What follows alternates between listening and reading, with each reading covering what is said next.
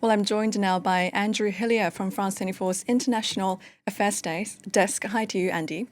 What a week it's been for French politics. I mean, I think I speak for everyone when I say that I can barely keep up with everything that's been happening. But now, with less than an hour to go for candidates to register, both the left and the right are struggling to put on a united front. Yeah, that's right. I mean, it's been a week in which I think French politics really has been turned on its head. On the left, we saw, look at this, you can just see how chaotic it has been since Emmanuel Macron called those snap elections last Sunday. On the left, we saw unity at the start of the week with the announcement of that popular front the very next day. By Thursday, those left-wing parties announced a shared election manifesto. But by Friday, by the weekend, that unity partly unraveling.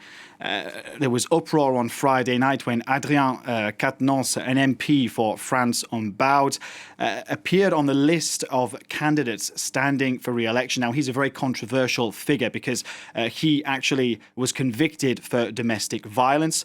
And at the same time, several figures, these are well-known critics of Jean-Luc Mélenchon, the leader of France Unbowed, they appear to be excluded from those lists. So that appeared to be a party purge. He's now, Quatennens has withdrawn his candidacy. So that will go some way, I think, to smoothing over the divisions. But let's just bring up that graphic again and see what's happening on the right wing of French politics. Because on the right wing of French politics, we've seen a party practically implode on itself. On Tuesday, June the 11th, Éric Ciotti, the president of the Republicans, announced an alliance between his party and the far right. And then the very next day, his own party announced that he'd been excluded from the Republicans. Then Friday, we saw a Paris court suspending the decision to expel Éric Ciotti as president of the party, a decision that's only valid for 8 days. So we have now, Jenny, this surreal situation with less than an hour to go until candidates have to register for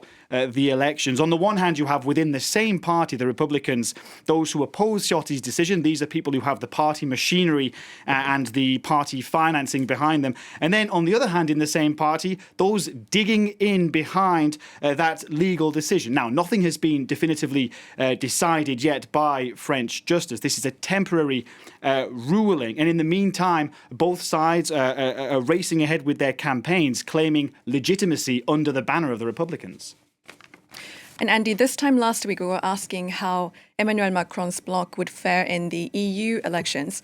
Now we're asking whether he'll be able to govern after the July the 7th. Yeah, I think, Jenny, his announcement last week came as a massive shock, not just to people watching here in France, but also people watching, across Europe. Emmanuel Macron claimed that it was a democratic choice after his party's disastrous results in those European elections. But essentially what he's done here is he's basically called France's bluff. He's called the nation's bluff by saying to voters, OK, so you voted for the far right in the European elections. Do you really want them to govern? At the same time, he's called the far right's bluff. The far right say they're ready to govern. But this suddenly puts them on a campaign footing, giving them less than 3 weeks, basically, to prepare for an election. So, all we can say here with certainty is that political norms have been upended. We've even seen a former president, François Hollande, announce his candidacy as an MP. That's the first time that's ever happened. We've seen on the right, Nicolas Sarkozy, another former